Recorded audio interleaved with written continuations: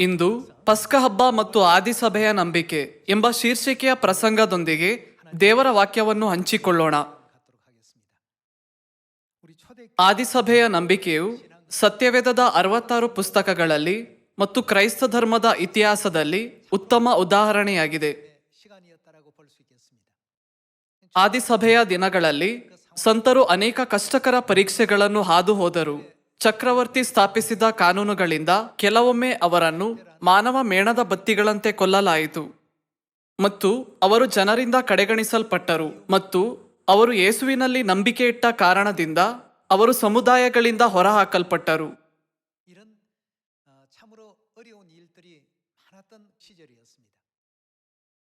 ಎಷ್ಟಾದರೂ ಆ ದಿನಗಳಲ್ಲಿ ಸಂತರ ನಂಬಿಕೆಯು ಶುದ್ಧ ಮತ್ತು ಅತ್ಯಂತ ಪರಿಪೂರ್ಣವಾದ ನಂಬಿಕೆಯಾಗಿತ್ತು ಎಂದು ಸತ್ಯವೇದ ಮತ್ತು ಪವಿತ್ರಾತ್ಮನು ಸಾಕ್ಷಿ ಹೇಳಿದ್ದಾರೆ.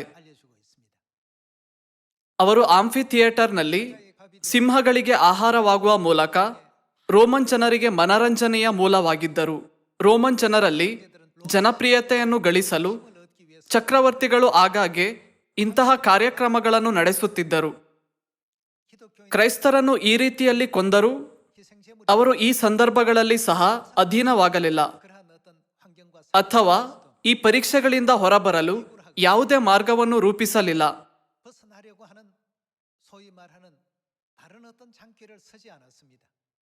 ಈ ಕಷ್ಟಗಳನ್ನು ಅನುಭವಿಸುವ ಮೂಲಕ ದೇವರ ಮೇಲಿನ ಅವರ ಅಚಲ ನಂಬಿಕೆಯು ಬಹಿರಂಗವಾಯಿತು.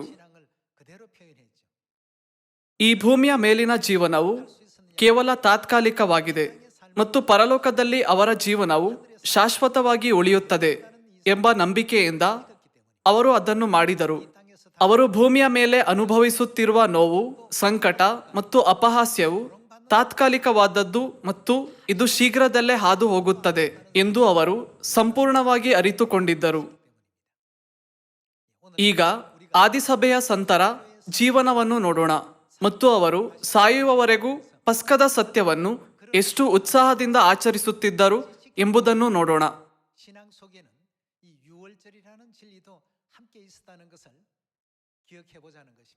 ಇಬ್ರಿಯರಿಗೆ ಪುಸ್ತಕ ಅಧ್ಯಾಯ 11 ನೋಡೋಣ. ಇಬ್ರಿಯರಿಗೆ ಪುಸ್ತಕ ಅಧ್ಯಾಯ 11 ವಚನ 33ರಲ್ಲಿ ದೇವರ ವಾಕ್ಯವನ್ನು ನೋಡೋಣ. ಇಬ್ರಿಯರಿಗೆ ಅಧ್ಯಾಯ 11 ವಚನ 33 ಹೀಗೆ ಹೇಳುತ್ತದೆ: ನಂಬಿಕೆಯ ಮೂಲಕ ಅವರು ರಾಜ್ಯಗಳನ್ನು ಸ್ವಾಧೀನ ಮಾಡಿಕೊಂಡರು, ನೀತಿಯನ್ನು ನಡೆಸಿದರು, ವಾಗ್ದಾನಗಳನ್ನು ಪಡಕೊಂಡರು, ಸಿಂಹಗಳ ಬಾಯಿ ಕಟ್ಟಿದರು, ಬೆಂಕಿಯ ಬಲವನ್ನು ಆರಿಸಿದರು, ಕತ್ತಿಯ ಬಾಯಿಗೆ ತಪ್ಪಿಸಿಕೊಂಡರು, ನಿರ್ಬಲರಾಗಿದ್ದು ಬಲಿಷ್ಠರಾದರು, ಯುದ್ಧದಲ್ಲಿ ಪರಾಕ್ರಮಶಾಲಿಗಳಾದರು, ಪರರ ದಂಡುಗಳನ್ನು ಓಡಿಸಿಬಿಟ್ಟರು, ಸ್ತ್ರೀಯರು ಸತ್ತು ಹೋಗಿದ್ದ ತಮ್ಮವರನ್ನು ಪುನರುತ್ಥಾನದಿಂದ ತಿರುಗಿ ಹೊಂದಿದರು. ಕೆಲವರು ತಾವು ಯಾತನೆಯ ಯಂತ್ರಕ್ಕೆ ಕಟ್ಟಲ್ಪಟ್ಟಾಗ ಶ್ರೇಷ್ಠ ಪುನರುತ್ಥಾನವನ್ನು ಹೊಂದುವುದಕ್ಕೋಸ್ಕರ ಬಿಡುಗಡೆ ಬೇಡವೆಂದು ಹೇಳಿ ಮುರಿಸಿಕೊಂಡು ಸತ್ತರು. ಕಾರಣಗಳನ್ನು ಹೇಳುವ ಮೂಲಕ ಅಂತಹ ಕ್ಷಣಿಕ ಪರೀಕ್ಷೆಗಳು ಮತ್ತು ಸಂದರ್ಭಗಳಿಂದ ಬಿಡುಗಡೆಯಾಗಲು ಅವರು ಪ್ರಯತ್ನಿಸಲಿಲ್ಲ. ವಚನ 36 ನೋಡೋಣ. ಬೇರೆ ಕೆಲವರು ಅಪಹಾಸ್ಯ, ಕೊರಡೆಯ ಪೆಟ್ಟು, ಬೇಡಿ, ಸೆರೆಮನೆ ಇವುಗಳನ್ನು ಅನುಭವಿಸಿದರು. ಕೆಲವರನ್ನು ಜನರು ಕಲ್ಲೆಸೆದು ಕೊಂದರು, ಕೆಲವರನ್ನು ಗರಗಸದಿಂದ ಕೊಯ್ದು ಕೊಂದರು. ದೇವದ್ರೋಹಿಗಳಾಗಿ ಪ್ರಾಣವನ್ನು ಉಳಿಸಿಕೊಳ್ಳಿರೆಂದು ಕೆಲವರನ್ನು ಪ್ರೇರೇಪಿಸಿದರು. ಕೆಲವರನ್ನು ಕತ್ತಿಯಿಂದ ಕೊಂದರು. ಕೆಲವರು ಕೊರತೆ, ಹಿಂಸೆ, ಬಾಧೆ ಇವುಗಳನ್ನು ಅನುಭವಿಸುವವರಾಗಿದ್ದು ಕುರಿ ಮೇಕೆಗಳ ಚರ್ಮಗಳನ್ನು ಉಟ್ಟುಕೊಂಡವರಾಗಿ ತಿರುಗಾಡಿದರು. ಇಂಥವರಿಗೆ ಈ ಲೋಕವು ಯೋಗ್ಯ ಸ್ಥಳವಲ್ಲ. ಅವರು ತಮ್ಮ ದೇಶದ ಕಾಡು, ಬೆಟ್ಟ, ಗವಿ, ಕುಣಿಗಳಲ್ಲಿ ಅಲೆಯುವವರಾಗಿದ್ದರು. ಸಹಜವಾಗಿ ಇದು ಅವರ ಮುಂಚೆ ಬಂದ ನಂಬಿಕೆಯ ಪೂರ್ವಜರನ್ನು ಒಳಗೊಂಡಿದೆ. ಆದರೆ ವಿಶೇಷವಾಗಿ ಆದಿಸಭೆಯ ವಿಷಯದಲ್ಲಿ ಇದು ಸತ್ಯವಾಗಿದೆ. ಅವರು ಅಪಹಾಸ್ಯ, ಕೊರಡೆಯ ಪೆಟ್ಟು, ಬೇಡಿ, ಸೆರೆಮನೆ ಇವುಗಳನ್ನು ಅನುಭವಿಸಿದರು. ಅವರು ಇದನ್ನೆಲ್ಲ ಸಹಿಸಿಕೊಂಡರು. ಅವರು ಪಸ್ಕವನ್ನು ಆಚರಿಸುವಂತೆ ಯಾವುದೂ ಅವರನ್ನು ತಡೆಯಲಿಲ್ಲ. ಈ ಪರಿಸ್ಥಿತಿಗಳ ನಡುವೆಯೂ ಅವರು ಪಸ್ಕವನ್ನು ಏಕೆ ಆಚರಿಸಿದರು? ಇದರ ಕಾರಣ ನೋಡಲು ಯೋಬನು ಪುಸ್ತಕ ಅಧ್ಯಾಯ 36 ನೋಡೋಣ. ಯೋಬನು ಅಧ್ಯಾಯ 36 ವಚನ 24 ನೋಡೋಣ. ಯೋಬನು ಅಧ್ಯಾಯ 36 ವಚನ 24 ನೋಡೋಣ. ಮನುಷ್ಯರು ಕೀರ್ತಿಸಿರುವ ಆತನ ಕೆಲಸವನ್ನು ಹೊಗಳಲು ಮರೆಯಬೇಡ. ಎಲ್ಲ ಮನುಷ್ಯರು ಅದನ್ನು ಕಂಡಿದ್ದಾರೆ. 노래하였나니 ನರನು ದೂರದಿಂದ ನೋಡುತ್ತಾನಷ್ಟೇ. 모든 사람이 우러러 보나니 먼 데서도 보나니라고 했습니다. ದೇವರು ಅನೇಕ ಕೆಲಸಗಳನ್ನು ಮಾಡಿದ್ದಾರೆ. ಅವರು ಮಾಡಿದ್ದೆಲ್ಲವನ್ನು ಪರಿಗಣಿಸಿ ನಾವು ಏನು ಮಾಡಬೇಕು? 그 일을 ನಾವು ಆತನ ಕೆಲಸವನ್ನು ಹೊಗಳಲು ಮರೆಯಬಾರದು. 했습니다. ನಾವು ಅದನ್ನು ಏಕೆ ಹೊಗಳಬೇಕು ಎಂಬುದಕ್ಕೆ ಸ್ಪಷ್ಟವಾದ ಕಾರಣವಿದೆ. 이유가 있습니다. 1 ಕೊರಿಂಥದವರಿಗೆ ಪುಸ್ತಕ ಅಧ್ಯಾಯ 11 ವಚನ 23 ನೋಡೋಣ. 1 ಕೊರಿಂಥದವರಿಗೆ ಅಧ್ಯಾಯ 11 ವಚನ 23. ನಾನು ನಿಮಗೆ ತಿಳಿಸಿಕೊಟ್ಟ ಉಪದೇಶವನ್ನು ಕರ್ತನಿಂದ ಹೊಂದಿದೆನು. ಅದೇನೆಂದರೆ, ಕರ್ತನಾದ ಯೇಸು ತಾನು ಹಿಡಿದುಕೊಡಲ್ಪಟ್ಟ ರಾತ್ರಿಯಲ್ಲಿ ರೊಟ್ಟಿಯನ್ನು ತೆಗೆದುಕೊಂಡು ದೇವರ ಸ್ತೋತ್ರ ಮಾಡಿ ಮುರಿದು, ಇದು ನಿಮಗೋಸ್ಕರವಾಗಿರುವ ನನ್ನ ದೇಹ, ನನ್ನನ್ನು ನೆನೆಸಿಕೊಳ್ಳುವುದಕ್ಕೋಸ್ಕರ ಹೀಗೆ ಮಾಡಿರಿ ಅಂದನು. ಊಟವಾದ ಮೇಲೆ ಆತನು ಅದೇ ರೀತಿಯಾಗಿ ಪಾತ್ರೆಯನ್ನು ತೆಗೆದುಕೊಂಡು, ಈ ಪಾತ್ರೆಯು ನನ್ನ ರಕ್ತದಿಂದ ಸ್ಥಾಪಿತವಾಗುವ ಹೊಸ ಒಡಂಬಡಿಕೆಯನ್ನು ಸೂಚಿಸುತ್ತದೆ. ನೀವು ಇದರಲ್ಲಿ ಪಾನ ಮಾಡುವಾಗೆಲ್ಲ ನನ್ನನ್ನು ನೆನೆಸಿಕೊಳ್ಳುವುದಕ್ಕೋಸ್ಕರ ಪಾನ ಮಾಡಿರಿ ಅಂದನು. ನೀವು ಈ ರೊಟ್ಟಿಯನ್ನು ತಿಂದು ಈ ಪಾತ್ರೆಯಲ್ಲಿ ಪಾನ ಮಾಡುವಷ್ಟು ಸಾರಿ ಕರ್ತನ ಮರಣವನ್ನು ಆತನು ಬರುವ ತನಕ ಪ್ರಸಿದ್ಧಿಪಡಿಸುತ್ತೀರಿ. ಅಪೊಸ್ತಲ ಪೌಲನು ಕೊರಿಂಥದವರಿಗೆ ಈ ಪತ್ರವನ್ನು ಆದಿಸಭೆಯ ದಿನಗಳಲ್ಲಿ ಬರೆದರು. 편지서를 ಕೊರಿಂಥವು ಯುರೋಪಿನ ಒಂದು ನಗರವಾಗಿತ್ತು. ಇದು ಇಂದಿನ ಗ್ರೀಕ್ಗೆ ಹತ್ತಿರದಲ್ಲಿದೆ. 그리스 지역 가까운 그 코린트라고 하는 유럽 나라였습니다. ಅಪೊಸ್ತಲ ಪೌಲನು 성도 ಆ ನಗರದಲ್ಲಿನ ಸದಸ್ಯರಿಗೆ ಕ್ರಿಸ್ತನು ಮತ್ತೆ ಈ ಭೂಮಿಗೆ ಬರುವ ತನಕ ಹೊಸ ಒಡಂಬಡಿಕೆಯ ಪಸ್ಕದ ಸತ್ಯವನ್ನು ತಿಳಿದುಕೊಳ್ಳಬೇಕು ಮತ್ತು ಬೋಧಿಸಬೇಕು ಎಂದು ಒತ್ತಿ ಹೇಳಿದನು. 사도 바울은 힘주어 강조하고 있는 것입니다. 하나님 ದೇವರು ಮಾಡಿದ ಅನೇಕ ವಿಷಯಗಳಲ್ಲಿ ಹೊಸ ಒಡಂಬಡಿಕೆಯನ್ನು ಸ್ಥಾಪಿಸುವ ಮತ್ತು ಮಾನವ ಕುಲಕ್ಕೆ ಪಸ್ಕವನ್ನು ನೀಡುವ ಕೆಲಸವು ಬಹಳ ದೊಡ್ಡದು. ಹಾಗಾಗಿ ಯೋಬನು ಅಧ್ಯಾಯ 36ರಲ್ಲಿ ಆತನ ಕೆಲಸವನ್ನು ಹೊಗಳಲು ಮರೆಯಬೇಡ ಎಂದು ಬರೆದಿದೆ. ಇದು ಬಹಳ ಪ್ರಮುಖ ಕೆಲಸವಾಗಿದೆ. 그러니 초대교회 성도들 ಹಾಗಾಗಿ ಆದಿಸಭೆಯ ಸದಸ್ಯರು ಕ್ರಿಸ್ತನ ಎಲ್ಲಾ ಬೋಧನೆಗಳನ್ನು ತಮ್ಮ ಹೃದಯದಲ್ಲಿ ಕೆತ್ತಿದರು ಮತ್ತು ನಂಬಿಕೆಯ ಜೀವನವನ್ನು ನಡೆಸಲು ಕಷ್ಟಕರವಾದ ಸಂದರ್ಭಗಳಲ್ಲಿಯೂ ಸಹ ತಮ್ಮ ನಂಬಿಕೆಯನ್ನು ಕೊನೆಯವರೆಗೂ ಕಾಪಾಡಿಕೊಂಡರು. 지켜나갔던 것이죠. ಅದಕ್ಕಾಗಿಯೇ ಇಂದು ಜನರು ಕ್ರಿಸ್ತನ ಬೋಧನೆಗಳಿಂದ ದೂರ ಸರಿಯುತ್ತಿದ್ದರೂ ನಾವು ದೇವರಲ್ಲಿ ಮತ್ತು ಕ್ರಿಸ್ತನಲ್ಲಿ ನಂಬಿಕೆ ಇಡುತ್ತೇವೆ. 하나님을 지금 믿고 있고 그리스도를 신앙하고 있습니다. ಅಸಂಖ್ಯಾತ ಜನರು ಹುತಾತ್ಮರಾದ ಸ್ಥಳದಲ್ಲಿಯೂ ಸಹ ಅವರ ಮುಂದೆ ಸಿಂಹಗಳನ್ನು ಬಿಟ್ಟು ಬೆದರಿಸಿದರು ಅಥವಾ ಕತ್ತಿಗಳಿಂದ ಬೆದರಿಸಿದರು. ಆದಿಸಭೆಯ ಸದಸ್ಯರು ಕ್ರಿಸ್ತನು ಅವರಿಗೆ ಕಲಿಸಿದ ಸತ್ಯವನ್ನು ಪಾಲಿಸಿದರು. ಎಫೆಸದಲ್ಲಿರುವ ಸಭೆಯ ಮೂಲಕ ಆದಿಸಭೆಯ ನಂಬಿಕೆಯನ್ನು ದೇವರು ವಿವರಿಸಿದ್ದಾರೆ. ಇದು ಪ್ರಕಟಣೆಯ ಪುಸ್ತಕದಲ್ಲಿ ಹೇಳಲಾದ 7 ಸಭೆಗಳಲ್ಲಿ ಒಂದಾಗಿದೆ. 교회로 표현을 했습니다. ಎಫೆಸ ಎಂದರೆ ಅಪೇಕ್ಷಣೀಯ ಎಂದಾಗಿದೆ ಅಲ್ಲವೇ? ನೋಡುವವರೆಲ್ಲರ ಅಪೇಕ್ಷೆಗೆ ಅರ್ಹವಾದ ಮಹಾನ್ ನಂಬಿಕೆಯನ್ನು ಅವರು ಹೊಂದಿದ್ದರು. 계율이라고 표현을 했습니다. ಆದಿಸಭೆಯ ಕೆಲಸ ಮತ್ತು ನಂಬಿಕೆಯನ್ನು ನೋಡುವ ಮೂಲಕ ಅದು ಎಷ್ಟು ಅಪೇಕ್ಷಣೀಯವಾಗಿದೆ ಎಂಬುದನ್ನು ನಾವು ನೋಡಬಹುದು. 남겨두었던 것이죠. ಕ್ರಿಸ್ತನು ಆದಿಸಭೆಯವರಿಗೆ ಕಲಿಸಿದ ಪಸ್ಕದ ಆಚರಣೆಯು ಕ್ರೈಸ್ತ ಧರ್ಮದ ಇತಿಹಾಸದಲ್ಲಿ ಪ್ರಮುಖ ಕ್ಷಣಗಳಲ್ಲಿ ಒಂದಾಗಿದೆ. ಹೊಸ ಒಡಂಬಡಿಕೆಯ ಪಸ್ಕದ ಸತ್ಯವನ್ನು ನಿರ್ಮೂಲಗೊಳಿಸಲು ಧಾರ್ಮಿಕ ಸಭೆಗಳನ್ನು 3 ವಿಭಿನ್ನ ಬಾರಿ ನಡೆಸಲಾಯಿತು. ಒಮ್ಮೆ ಕ್ರಿಸ್ತಶಕ 155, ಕ್ರಿಸ್ತಶಕ 197 ಮತ್ತು ಮತ್ತೊಮ್ಮೆ ಕ್ರಿಸ್ತಶಕ 325ರಲ್ಲಿ ನಡೆಸಲಾಯಿತು. ಕ್ರಿಸ್ತಶಕ 155ರಲ್ಲಿ ಪೂರ್ವ ಸಭೆ ಮತ್ತು ಪಶ್ಚಿಮ ಸಭೆಯ ನಡುವೆ ವಿವಾದವು ಹುಟ್ಟಿಕೊಂಡಿತು. ಅವರು ಅದೇ ಯೇಸುವನ್ನು ನಂಬಿದ್ದರೂ ಪೂರ್ವ ಸಭೆ ಮತ್ತು ಪಶ್ಚಿಮ ಸಭೆಯ ದೃಷ್ಟಿಕೋನಗಳ ನಡುವೆ ವಿಭಿನ್ನ ವ್ಯತ್ಯಾಸವಿತ್ತು. ಪೂರ್ವ ಸಭೆಯ ನಂಬಿಕೆಯು ಯಾವಾಗಲೂ ಕ್ರಿಸ್ತನ ಬೋಧನೆಗಳನ್ನು ಬದಲಾಯಿಸಲಾಗುವುದಿಲ್ಲ ಅಥವಾ ಅವರು ಸ್ಥಾಪಿಸಿದ ಯಾವುದೇ ದಿನಾಂಕವನ್ನು ಬದಲಾಯಿಸಲಾಗುವುದಿಲ್ಲ ಎಂಬ ತತ್ವವನ್ನು ಹೊಂದಿತ್ತು. ಎಷ್ಟಾದರೂ ಪಶ್ಚಿಮ ಸಭೆ ನೇರವಾಗಿ ಮತ್ತು ಪರೋಕ್ಷವಾಗಿ ಸೂರ್ಯದೇವನ ರೋಮನ್ ಆರಾಧನೆಯಾದ ಮಿತ್ರಾಯಿಸಂನಿಂದ ಪ್ರಭಾವಿತವಾಯಿತು. 일요일 제도도 ಮತ್ತು ಹೀಗೆ ಅಂತಿಮವಾಗಿ ಭಾನುವಾರದ ಆರಾಧನೆ, ಕ್ರಿಸ್ಮಸ್ ಇತ್ಯಾದಿಗಳನ್ನು ಸ್ವೀಕರಿಸಿತು. 이와 같은 그 내용들을 하나씩 둘씩 받아들일 수밖에 없는 입장이 되었습니다. ಆದ್ದರಿಂದ ಧಾರ್ಮಿಕ ಪರಿಷತ್ತು ನಡೆದಾಗ ರೋಮನ್ ಬಿಷಪ್ಗಳನ್ನು ನಂತರ ಪೋಪ್ನ ವ್ಯವಸ್ಥೆಗೆ ಬದಲಾಯಿಸಲಾಯಿತು. 로 이제 ರೋಮ್ನಲ್ಲಿರುವ ಪೋಪ್ಗಳು ಕ್ರೈಸ್ತ ಧರ್ಮಕ್ಕೆ ತಮ್ಮ ಪ್ರಸ್ತಾವಿತ ಬದಲಾವಣೆಗಳನ್ನು ಆಗ್ರಹಿಸುವುದನ್ನು ಮುಂದುವರೆಸಿದರು. ಆದ್ದರಿಂದ ಮೊದಲ ಪ್ಯಾಸ್ಕಲ್ ವಿವಾದವು ಕ್ರಿಸ್ತಶಕ 155ರಲ್ಲಿ ಪ್ರಾರಂಭವಾಯಿತು. ಗ್ರೀಕ್ ಭಾಷೆಯಲ್ಲಿ ಪಾಸ್ಕಾ ಎಂದರೆ ಪಸ್ಕಾ ಎಂದರ್ಥ. ಇಂದು ಕ್ರೈಸ್ತ ಧರ್ಮವು ಈ ವಿವಾದದ ಹೆಸರನ್ನು ಈಸ್ಟರ್ ವಿವಾದ ಎಂದು ಬದಲಾಯಿಸಿದೆ. ಎಷ್ಟಾದರೂ ಪುನರುತ್ಥಾನ ದಿನವು ಇದರಲ್ಲಿ ಯಾವುದಕ್ಕೂ %0.001 ಕೂಡ ಸಂಬಂಧವನ್ನು ಹೊಂದಿಲ್ಲ. ಪಾಸ್ಕಾ ಪಸ್ಕವನ್ನು ಸೂಚಿಸುತ್ತದೆ. ಕ್ರಿಸ್ತಶಕ 155ರಲ್ಲಿ ಮೊದಲ ಪಾಸ್ಕಲ್ ವಿವಾದ ನಡೆಯಿತು. ಪೂರ್ವ ಸಭೆಯು ಅವರು ಯೇಸುವಿನ ಶಿಷ್ಯನಾದ ಯೋಹಾನನಿಂದ ಕಲಿಸಲ್ಪಟ್ಟಿದ್ದಾರೆ ಮತ್ತು ಯಾವುದೇ ಬೋಧನೆಗಳನ್ನು ಅದು ದಿನಾಂಕವಾಗಿದ್ದರೂ ಅಥವಾ ನಿಯಮವಾಗಿದ್ದರೂ ಬದಲಾಯಿಸಲಾಗುವುದಿಲ್ಲ ಎಂದು ನಿರಂತರವಾಗಿ ಪ್ರತಿಪಾದಿಸಿದರು. 동방교회에서는 계속 했죠. ಎರಡು ಪಕ್ಷಗಳು ಒಂದು ಒಪ್ಪಂದಕ್ಕೆ ಬರದ ಕಾರಣ ಮೊದಲ ವಿವಾದವು ಮುಕ್ತಾಯವಿಲ್ಲದೆ ಕೊನೆಗೊಂಡಿತು. 1차 논쟁은 그렇게 흐지부지하게 이제 끝이 났습니다.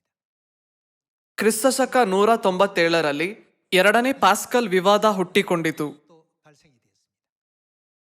ಆ ಸಮಯದಲ್ಲಿ ಪಸ್ಕವು ಅದರ ಪ್ರಾಮುಖ್ಯತೆಯಿಂದಾಗಿ ಕಾರ್ಯಕ್ರಮದ ಕೇಂದ್ರ ಬಿಂದುವಾಯಿತು. ಪೂರ್ವ ಮತ್ತು ಪಶ್ಚಿಮ ಸಭೆಗಳ ನಡುವೆ ಭಿನ್ನಾಭಿಪ್ರಾಯಗಳು ಕಾಣಿಸಿಕೊಳ್ಳಲಾರಂಭಿಸಿದವು. ನಾವು ದಿನಾಂಕಗಳು ಅಥವಾ ಆರಾಧನೆಯ ನಿಯಮಗಳನ್ನು ಬದಲಾಯಿಸಿಕೊಳ್ಳಲು ಸಾಧ್ಯವಿಲ್ಲ, ಅದನ್ನು ಬದಲಾಯಿಸಬಾರದು ಅಥವಾ ಅವುಗಳನ್ನು ಎಂದಿಗೂ ಬದಲಾಯಿಸಲು ಸಾಧ್ಯವಿಲ್ಲ ಎಂದು ಹೇಳುತ್ತಾ ಪೂರ್ವ ಸಭೆಯು ತನ್ನ ಆಗ್ರಹವನ್ನು ಮುಂದುವರೆಸಿತು. ಈ ಪರಿಸ್ಥಿತಿಯು ಕ್ರಿಸ್ತಶಕ 325ರವರೆಗೆ ಮುಂದುವರೆಯಿತು.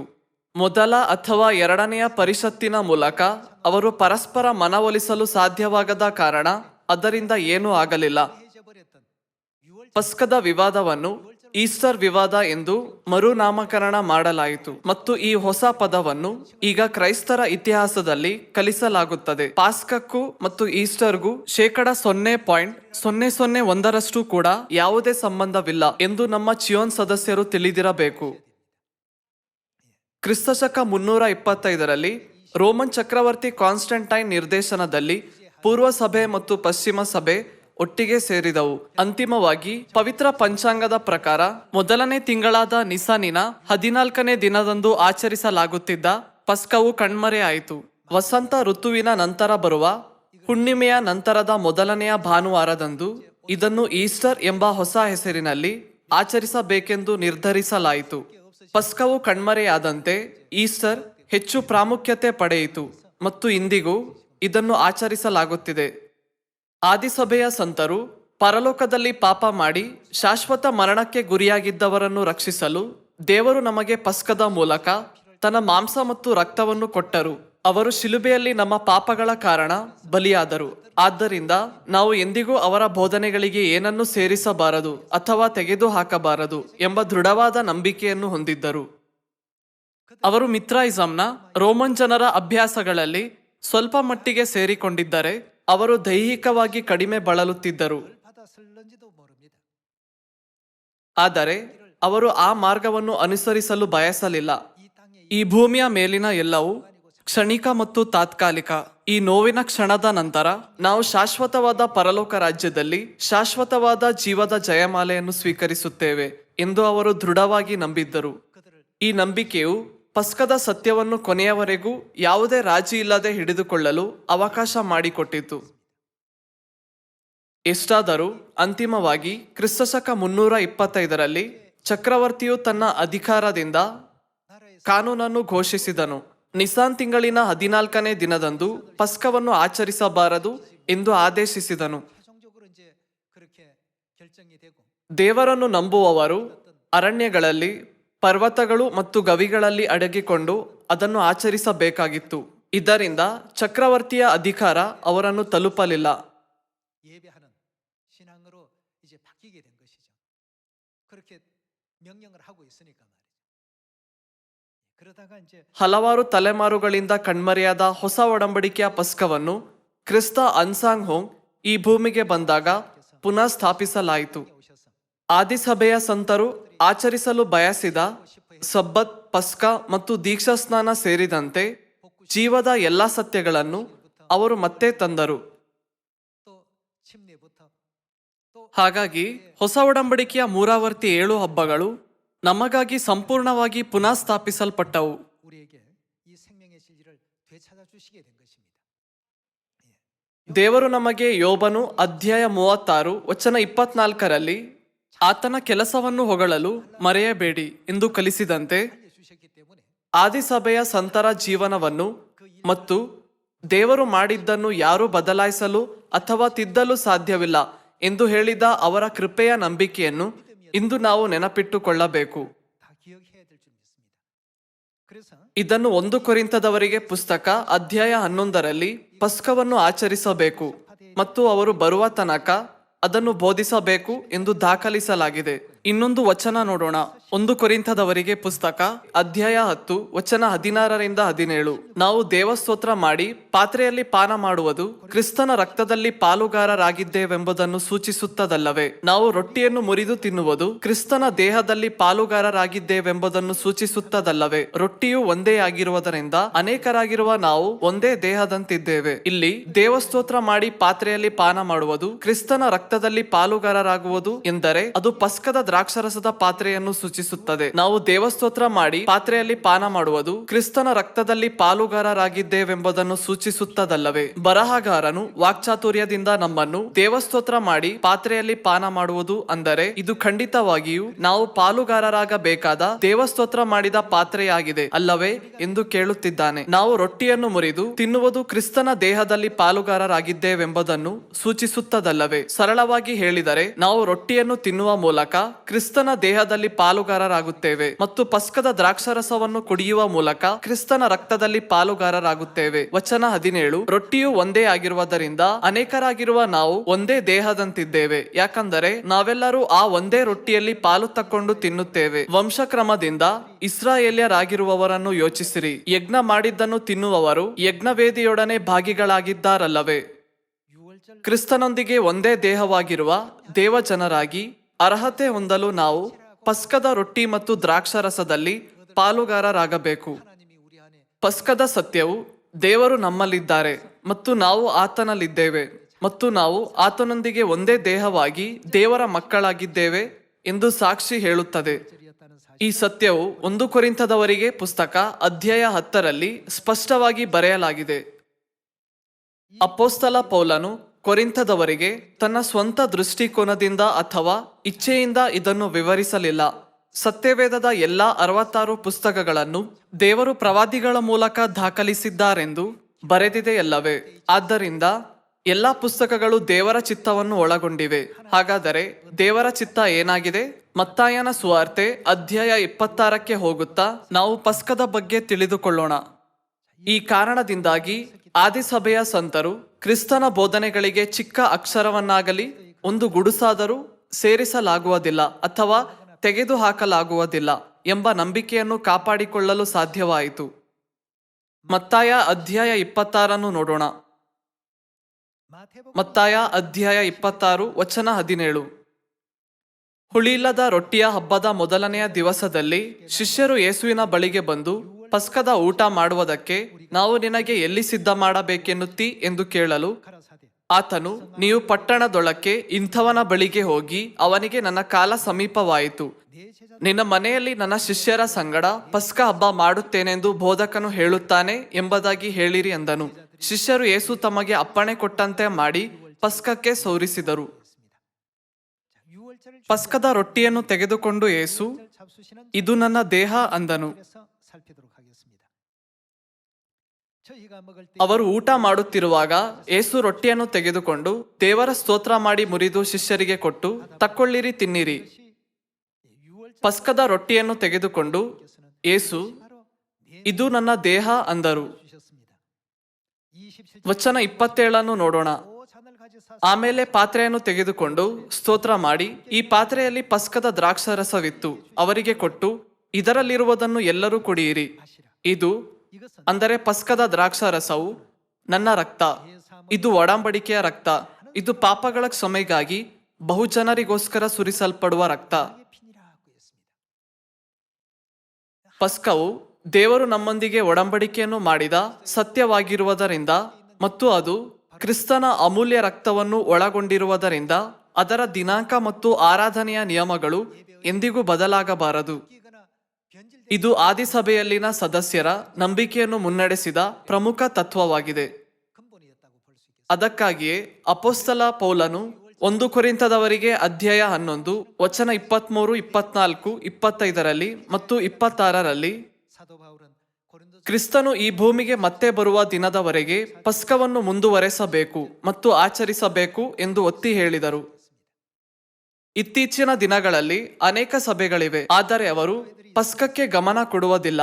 ಅವರು ಪಸ್ಕವು ನಿಯಮಗಳ ಒಂದು ಭಾಗವಾಗಿದೆ, ಅದು ಈಗಾಗಲೇ ಕಣ್ಮರೆಯಾಗಿಲ್ಲವೇ ಎಂದು ಹೇಳುತ್ತಾರೆ. ಅವರು ಅಂತಹ ಮಾತುಗಳನ್ನು ಹೇಳುತ್ತಾರೆ. ಅವರು ಅದನ್ನು ಆಚರಿಸದಿರುವ ಕಾರಣ ಪಸ್ಕವು ಮೋಶೆಯ ನಿಯಮಗಳ ಭಾಗವಾಗಿದೆ ಮತ್ತು ಕ್ರಿಸ್ತನು ಅದನ್ನು ಅಗತ್ಯವೆಂದು ಹೇಳಲಿಲ್ಲ ಎಂದು ಹೇಳುವ ಮೂಲಕ ಅವರು ವಿಚಾರವಾದಿಗಳಂತೆ ವರ್ತಿಸುತ್ತಾರೆ. 시대 어떤 법이지 그리스도께서는 필요하다고 얘기하지 않았다. ಆದಿಸಭೆಯ ಎಲ್ಲ ಸಂತರು ಹೊಸ ಒಡಂಬಡಿಕೆಯ ಕಾಲಕ್ಕೆ ಸೇರಿದವರು. ಹೊಸ ಒಡಂಬಡಿಕೆಯ ಕಾಲದಲ್ಲಿ ಅವರು ಪಸ್ಕವನ್ನು ಆಚರಿಸಲಿಲ್ಲ ಎಂದು ನೀವು ಭಾವಿಸುತ್ತೀರಾ? ನಾವು 1 ಕೊರಿಂಥದವರಿಗೆ ಅಧ್ಯಾಯ 11 ವಾಕ್ಯಗಳನ್ನು ಓದಿದಂತೆ ಕೊರಿಂಥದ ಅನ್ಯ ಜನರಿಗೆ ಮತ್ತು ಯುರೋಪಿನ ಜನರಿಗೆ ಬೋಧಿಸುವಾಗ ಪೌಲನು ಕರ್ತನು ಬರುವ ತನಕ ಇದನ್ನು ಆಚರಿಸಬೇಕು. 이렇게 지켜져야 될 일이라고 ನಾನು ನಿಮಗೆ ತಿಳಿಸಿಕೊಟ್ಟ ಉಪದೇಶವನ್ನು ಕರ್ತನಿಂದ ಹೊಂದಿದೆನು ಎಂದು ಹೇಳಿದನು. 한다. 사도 바울이 그 내용을 그대로 옮겨 적었습니다. ಕರ್ತನು ಬರುವ ತನಕ ಇದನ್ನು ಬೋಧಿಸಬೇಕು ಮತ್ತು ಇದನ್ನು ಆಚರಿಸಬೇಕು ಎಂದು ಅವನು ಒತ್ತಿ ಹೇಳಿದನು. 지켜야 된다는 사실을 강조했습니다. ಇಂದು ಅನೇಕ ಜನರು ಪಸ್ಕವನ್ನು ಆಚರಿಸದಿರುವ ಬಗ್ಗೆ ಇದು ಮೋಶೆಯ ನಿಯಮಗಳ ಭಾಗವಾಗಿದೆ ಅಥವಾ ಇದು ನಿಯಮಗಳ ಭಾಗವಾಗಿದ್ದರಿಂದ ಶಿಲುಬೆಯಿಂದ ಇದನ್ನು ನಿರ್ಮೂಲಗೊಳಿಸಲಾಯಿತು ಎಂಬ ಕಾರಣವನ್ನು ಹೇಳುತ್ತಾರೆ. ಅವರ ಸುಳ್ಳು ಆಗ್ರಹಗಳ ಬಗ್ಗೆ ಸತ್ಯವೇದವು ಇಬ್ರಿಯರಿಗೆ ಅಧ್ಯಾಯ 10 ವಚನ 26 ಏನು ಹೇಳುತ್ತದೆ ಎಂಬುದನ್ನು ನೋಡೋಣ.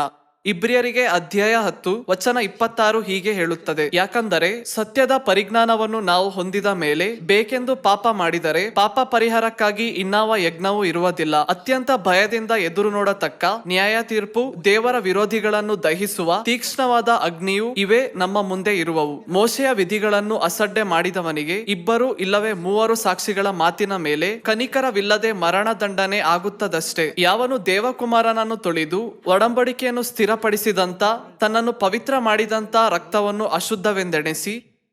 ಮತ್ತಾಯನ ಸುವಾರ್ತೆ ಅಧ್ಯಾಯ 26 ಪ್ರಕಾರ ಒಡಂಬಡಿಕೆಯ ರಕ್ತವು ಏನನ್ನು ಸೂಚಿಸುತ್ತದೆ? ಪಸ್ಕದ ದ್ರಾಕ್ಷಾರಸವನ್ನು ಉಲ್ಲೇಖಿಸುತ್ತಾ ಯೇಸು, ಇದು ನನ್ನ ರಕ್ತ, ಇದು ಒಡಂಬಡಿಕೆಯ ರಕ್ತ, ಇದು ಪಾಪಗಳ ಕ್ಷಮೆಗಾಗಿ ಬಹುಜನರಿಗೋಸ್ಕರ ಸುರಿಸಲ್ಪಡುವ ರಕ್ತ ಎಂದು ಹೇಳಿದರು. 그 언약의 ಯಾವನು ದೇವಕುಮಾರನನ್ನು ತುಳಿದು ಒಡಂಬಡಿಕೆಯನ್ನು ಸ್ಥಿರಪಡಿಸಿದಂತ ತನ್ನನ್ನು ಪವಿತ್ರ ಮಾಡಿದಂತ ರಕ್ತವನ್ನು, ಇದನ್ನು ಏನು ಅಶುದ್ಧವೆಂದೆಣಿಸಿ ದೇವರ ಕೃಪಾವರವಾಗಿರುವ ಆತ್ಮನನ್ನು ತಿರಸ್ಕಾರ ಮಾಡಿದ್ದಾನೋ ಅವನು ಇನ್ನೂ ಎಷ್ಟೋ ಕ್ರೂರವಾದ ದಂಡನೆಗೆ ಪಾತ್ರನಾಗಬೇಕೆಂಬುದನ್ನು ಯೋಚಿಸಿರಿ. 구원하기 위해서 ಮಾನವ ಕುಲವನ್ನು ರಕ್ಷಿಸಲು ಮತ್ತು ನಮಗೆ ರಕ್ಷಣೆಯನ್ನು ಅನುಗ್ರಹಿಸಲು ದೇವರು ಅಂತಹ ಕೃಪೆಯ ಮತ್ತು ನೋವಿನ ಕೆಲಸವನ್ನು ನಿರ್ವಹಿಸಿದರು. 힘겹게 말이죠. ಯೇಸು ಶಿಲುಬೆಯ ಮೇಲೆ ಸುರಿಸಿದ ಒಡಂಬಡಿಕೆಯ ರಕ್ತವನ್ನು ಮತ್ತು ತನ್ನ ಪ್ರಾಣವನ್ನು ಸಹ ತ್ಯಾಗ ಮಾಡಿದ್ದನ್ನು ಅಶುದ್ಧವೆಂದೆಣಿಸುವ ಮನುಷ್ಯನು ದಂಡನೆಗೆ ಪಾತ್ರನು ಎಂದು ಸತ್ಯವೇದ ಹೇಳುತ್ತದೆ. 받아야 마땅하다 말이죠. ಇದು ನಾವು ಎಚ್ಚರಿಕೆಯಿಂದ ಯೋಚಿಸಬೇಕಾದ ವಿಷಯವಾಗಿದೆ. ಇತ್ತೀಚಿನ ದಿನಗಳಲ್ಲಿ ನಮ್ಮ ಸುತ್ತಲೂ ಅನೇಕ ಸಭೆಗಳಿವೆ. ಅವುಗಳು ತಮ್ಮದೇ ಆದ ಆಲೋಚನೆಗಳನ್ನು ಹೊಂದಿವೆ. ಎಷ್ಟಾದರೂ 2000 ವರ್ಷಗಳ ಹಿಂದೆ ಅದೇ ರೀತಿ ಇಂದೂ ಸಹ ದೇವರು ಭೂಮಿಗೆ ಬಂದರು ಮತ್ತು ಹೊಸ ಒಡಂಬಡಿಕೆಯ ಪಸ್ಕದ ಸತ್ಯವನ್ನು ತಿಳಿಸಿದರು. ಈ ಸತ್ಯಕ್ಕಾಗಿಯೇ ಆದಿಸಭೆಯ ಸಂತರು ತಮ್ಮ ಪ್ರಾಣವನ್ನು ಸಹ ತ್ಯಾಗ ಮಾಡಿದರು. ಅವರು ಪಸ್ಕವನ್ನು ಹೇಗೆ ಆಚರಿಸಿದರು ಎಂಬುದನ್ನು ನೋಡುತ್ತಾ ಈ ಕಾಲದಲ್ಲಿ ನಾವು ಕೂಡ ಮೊದಲನೇ ತಿಂಗಳಿನ 14ನೇ ದಿನದ ಸಂಜೆ ಪಸ್ಕ ಹಬ್ಬವಾಗಿದೆ ಎಂದು ಸರಳವಾಗಿ ಯೋಚಿಸಬಾರದು. 이 기준 ಒಡಂಬಡಿಕೆಯ ರಕ್ತದಿಂದ ಸ್ಥಾಪಿಸಲ್ಪಟ್ಟ ಅಮೂಲ್ಯವಾದ ಹೊಸ ಒಡಂಬಡಿಕೆಯ ಪಸ್ಕವನ್ನು ಅಶುದ್ಧವೆಂದೆಣಿಸುವ ಪ್ರಪಂಚದ ಸಭೆಗಳ ಮಾನದಂಡಗಳನ್ನು 기준에 ನಾವು ಅನುಸರಿಸಬೇಕೇ? 그리스도의 ಬದಲಿಗೆ ಕ್ರಿಸ್ತನ ಅಮೂಲ್ಯ ಬೋಧನೆಗಳನ್ನು ಅನುಸರಿಸುತ್ತಾ ದೇವರು ಮತ್ತೆ ಬರುವ ತನಕ ಅದನ್ನು ನಿರ್ಲಕ್ಷಿಸಬಾರದು ಎಂಬುದನ್ನು ನಾವು ನೆನಪಿಟ್ಟುಕೊಳ್ಳಬೇಕು. 얘기에 있어서는 안 될 진리라는 것 꼭 명심해야 되겠죠. ವಚನ 29 ಓದೋಣ. ಯಾವನು ದೇವಕುಮಾರನನ್ನು ತುಳಿದು ಒಡಂಬಡಿಕೆಯನ್ನು ಸ್ಥಿರಪಡಿಸಿದಂತ ತನ್ನನ್ನು ಪವಿತ್ರ ಮಾಡಿದಂತ ರಕ್ತವನ್ನು ಅಶುದ್ಧವೆಂದೆಣಿಸಿ ದೇವರ ಕೃಪಾ ವರವಾಗಿರುವ ಆತ್ಮನನ್ನು ತಿರಸ್ಕಾರ ಮಾಡಿದ್ದಾನೋ ಅವನು ಇನ್ನೂ ಎಷ್ಟೋ ಕ್ರೂರವಾದ ದಂಡನೆಗೆ ಪಾತ್ರನಾಗಬೇಕೆಂಬುದನ್ನು ಯೋಚಿಸಿರಿ. ಮುಯ್ಯಿಗೆ ಮುಯ್ಯಿ ತೀರಿಸುವುದು ನನ್ನ ಕೆಲಸ, ನಾನೇ ಪ್ರತಿಫಲವನ್ನು ಕೊಡುವೆನೆಂದು ಹೇಳಿದಾತನನ್ನು ಬಲ್ಲೆವು. ಇದಲ್ಲದೆ ಕರ್ತನು ತನ್ನ ಜನರ ನ್ಯಾಯವನ್ನು ವಿಚಾರಿಸುವನೆಂತಲೂ ಹೇಳಿಯದೆ. ದೇವರ ಕೃಪಾವರವಾಗಿರುವ ಆತ್ಮನನ್ನು ತಿರಸ್ಕಾರ ಮಾಡಿದವನು ಇನ್ನೂ ಎಷ್ಟೋ ಕ್ರೂರವಾದ ದಂಡನೆಗೆ ಪಾತ್ರನಾಗಬೇಕೆಂಬುದನ್ನು ಯೋಚಿಸಿರಿ. ದೇವರ ನ್ಯಾಯ ತೀರ್ಪಿನ ಸಮಯ ಬಂದಾಗ ಅವರು ತಮ್ಮ ತಪ್ಪುಗಳನ್ನು ಅರಿತುಕೊಳ್ಳುತ್ತಾರೆ ಎಂಬ ಅಂಶವನ್ನು ದೇವರು ತಿಳಿಸುತ್ತಿದ್ದಾರೆ. 이렇게 일깨워 주셨습니다. ಪ್ರವಾದಿ ಯೆರೆಮೀಯನು ಬರೆದ ಇನ್ನೊಂದು ಪ್ರವಾದನೆಯನ್ನು ನೋಡೋಣ. ಮತ್ತು ಹೊಸ ಒಡಂಬಡಿಕೆಯ ಪಸ್ಕದ ರಕ್ತದ ಮೂಲಕ ದೇವರು ಎಲ್ಲಾ ಮಾನವ ಕುಲಕ್ಕೆ ಏನನ್ನು ವಾಗ್ದಾನ ಮಾಡಿದ್ದಾರೆಂದು ದೃಢಪಡಿಸಿಕೊಳ್ಳೋಣ. 한 가지를 더 찾아보겠습니다. ಯೆರೆಮೀಯ ಅಧ್ಯಾಯ 31ಕ್ಕೆ ಹೋಗೋಣ. ಯೆರೆಮೀಯ ಅಧ್ಯಾಯ 31 ವಚನ 31 ಹೀಗೆ ಹೇಳುತ್ತದೆ. 31절의 말씀 ಯೆಹೋವನು ಇಂತೆನ್ನುತ್ತಾನೆ, ಇಗೋ ನಾನು ಇಸ್ರಾಯೇಲ್ ವಂಶದವರೊಂದಿಗೂ ಯಹೂದ ವಂಶದವರೊಂದಿಗೂ ಹೊಸದಾಗಿರುವ ಒಂದು ಒಡಂಬಡಿಕೆಯನ್ನು ಮಾಡಿಕೊಳ್ಳುವ ದಿನಗಳು ಬರುವವು.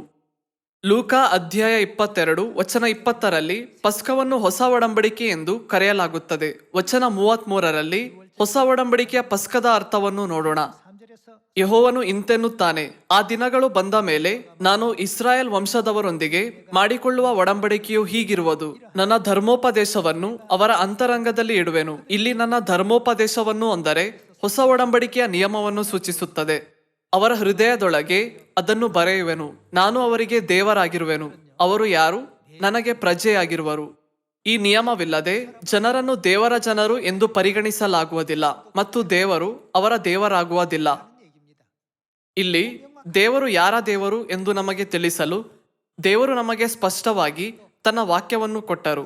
ನನ್ನ ಧರ್ಮೋಪದೇಶವನ್ನು ಅವರ ಅಂತರಂಗದಲ್ಲಿ ಇಡುವೆನು ಎಂದು ದೇವರು ಹೇಳಿದರು. 그들의 속에 ಮತ್ತು ಈ ಧರ್ಮೋಪದೇಶವನ್ನು ಹೊಂದಿರದವರು 갖고 있지 ಆತನ ಜನರಾಗಲು ಸಾಧ್ಯವಿಲ್ಲ ಎಂಬ ವಿಷಯವನ್ನು ತಿಳಿಸಿದರು. 분명히 알려주시고 선포하신 장면입니다.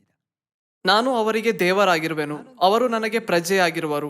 ನೆರೆಹೊರೆಯವರು, ಅಣ್ಣ ತಮ್ಮಂದಿರು ಒಬ್ಬರಿಗೊಬ್ಬರು ಯೆಹೋವನ ಜ್ಞಾನವನ್ನು ಪಡೆಯಿರಿ ಎಂದು ಇನ್ನು ಮೇಲೆ ಬೋಧಿಸಬೇಕಾಗಿರುವುದಿಲ್ಲ. ಚಿಕ್ಕವರು ಮೊದಲುಗೊಂಡು ದೊಡ್ಡವರ ತನಕ ಎಲ್ಲರೂ ನನ್ನ ಜ್ಞಾನವನ್ನು ಪಡೆದಿರುವರು. ನಾನು ಅವರ ಅಪರಾಧವನ್ನು ಕ್ಷಮಿಸಿ ಅವರ ಪಾಪವನ್ನು ನನ್ನ ನೆನಪಿಗೆ ಎಂದಿಗೂ ತರುವುದಿಲ್ಲ. ಇದು ಯೆಹೋವನ ನುಡಿ. ದೇವರು ಪಸ್ಕದ ಸತ್ಯವನ್ನು ಸ್ಥಾಪಿಸಿದರು. 굳게 ಮತ್ತೊಮ್ಮೆ ತನ್ನ ಜನರೊಂದಿಗೆ ಒಡಂಬಡಿಕೆಯನ್ನು ದೃಢವಾಗಿ ಸ್ಥಾಪಿಸಿದರು. 6월절의 진리입니다. ಪಸ್ಕದ ಸತ್ಯವು ನಾವು ಭೂಮಿಯ ಮೇಲೆ ವಾಸಿಸುತ್ತಿರುವಾಗ ವಿಪತ್ತುಗಳಿಂದ ಪಾರಾಗಲು ನಮಗೆ ಅನುಮತಿಸುತ್ತದೆ. 영적 제한 ಎಷ್ಟಾದರೂ ದೊಡ್ಡ ವಿಪತ್ತು ನರಕಕ್ಕೆ ಹೋಗುವ ಆಧ್ಯಾತ್ಮಿಕ ವಿಪತ್ತಾಗಿದೆ. ಪಸ್ಕವು ನಮ್ಮನ್ನು ವಿಪತ್ತುಗಳಿಂದ ಬಿಡಿಸುತ್ತದೆ. 속에 인이 되시고 ಪಸ್ಕವು ನಮಗೆ ಬಿಡುಗಡೆಯ ಮುದ್ರೆ ಮತ್ತು ದೇವರ ಭರವಸೆಯಾಗಿದೆ. 사실은 초대 ಆದಿಸಭೆಯ ಸಂತರಂತೆ ನಾವು ಕೂಡ ಈ ಸತ್ಯವನ್ನು ಮನವರಿಕೆ ಮಾಡಿಕೊಳ್ಳಬೇಕು ಮತ್ತು ನಮ್ಮ ಸುತ್ತಲಿನ ಅನೇಕ ಜನರಿಗೆ ಪಸ್ಕವನ್ನು ಬೋಧಿಸಬೇಕು. ಆದಿಸಭೆಯ ಸಂತರ ನಂಬಿಕೆಯ ಬಗ್ಗೆ ಮತ್ತು ಅವರು ಈ ಅಮೂಲ್ಯವಾದ ವಾಗ್ದಾನವನ್ನು ಎಂದಿಗೂ ತ್ಯಜಿಸದೆ ಪಸ್ಕವನ್ನು ಕಾಪಾಡಿಕೊಳ್ಳಲು ತಮ್ಮ ಜೀವನವನ್ನು ಹೇಗೆ ತ್ಯಾಗ ಮಾಡಿದರು ಎಂದು ನಾವು ಅವರಿಗೆ ಸಾಕ್ಷಿ ಹೇಳಬೇಕು. 알려주시고 ಇಂದಿನ ದಿನಗಳಲ್ಲಿ ಪಸ್ಕವನ್ನು ಆಚರಿಸದ ಜನರ ಬಗ್ಗೆ ಅವರು ಏನು ಮಾಡುತ್ತಿದ್ದಾರೆಂದು ಸತ್ಯವೇದ ಹೇಳುತ್ತದೆ. ಒಡಂಬಡಿಕೆಯ ರಕ್ತವನ್ನು ಅಶುದ್ಧವೆಂದೆಣಿಸುವವರನ್ನು ದೇವರು ದಂಡಿಸುವರು ಎಂದು ಅದು ಹೇಳುತ್ತದೆ. 그것이 ಆದಿಸಭೆಯ ಸಂತರ ಅಸ್ತಿವಾರವು ಈ ಸತ್ಯದಲ್ಲಿ ಬೇರೂರಿದೆ. ಇದು ಇಂದು ನಮಗೆ ಮುಂದುವರೆದಿರುವ ನಂಬಿಕೆಯಾಗಿದೆ. 초대되어 있습니다. ಹೊಸ ಒಡಂಬಡಿಕೆಯ ಪಸ್ಕದ ಮೂಲಕ ದೇವರು ನಮ್ಮ ದೇವರಾಗಿರುತ್ತಾರೆ. ನಾವು ದೇವರ ಜನರಾಗಿರುತ್ತೇವೆ ಮತ್ತು ನಾವು ದೇವರ ಮಕ್ಕಳಾಗುವ ಹಕ್ಕನ್ನು ಸ್ವೀಕರಿಸುತ್ತೇವೆ. 권세를 얻었다는 것과 또 하나님 ದೇವರ ಮಕ್ಕಳಾದ ನಾವು ದೇವರನ್ನು ನಮ್ಮ ತಂದೆ ಮತ್ತು ತಾಯಿ ಎಂದು ಕರೆಯಬಹುದು. 어머니라 부를 수 있는 자기 ನಮಗೆ ನೀಡಿರುವ ಹಕ್ಕನ್ನು ನೆನಪಿಸಿಕೊಳ್ಳುತ್ತಾ ಪಸ್ಕದ ಸತ್ಯವನ್ನು ಮತ್ತು ಆದಿಸಭೆಯ ಸಂತರ ನಂಬಿಕೆಯನ್ನು ಮತ್ತೊಮ್ಮೆ ನಮ್ಮ ಹೃದಯದಲ್ಲಿ ಆಳವಾಗಿ ಕೆತ್ತಿಕೊಳ್ಳೋಣ. 폐하로 새기시고 어떤 상황과 ಯಾವುದೇ ಸಂದರ್ಭದಲ್ಲೂ ನಾವು ಪಸ್ಕವನ್ನು ಹೀನೈಸಬಾರದು. 홀대당해서는 안 됩니다. ಆದ್ದರಿಂದ ಪಸ್ಕವನ್ನು ಆಚರಿಸಲು ನಾವು ಮುಂಚಿತವಾಗಿ ಸಿದ್ಧರಾಗಿರಬೇಕು. ಕೆಲಸಕ್ಕೆ ಹೋಗುವವರು ದಯವಿಟ್ಟು ರಜೆ ತೆಗೆದುಕೊಳ್ಳಲು ಯೋಚಿಸಿ. ಇದರಿಂದ ನೀವು ಪಸ್ಕವನ್ನು ಪವಿತ್ರವಾಗಿ ಆಚರಿಸಬಹುದು. ನೀವು ಈಗಾಗಲೇ ಏನನ್ನಾದರೂ ನಿಗದಿಪಡಿಸಿದ್ದರೆ ದಯವಿಟ್ಟು ಅದನ್ನು ಮೊದಲೇ ಮಾಡಿ. ಅಥವಾ ಅದನ್ನು ಮುಂದೂಡಿ.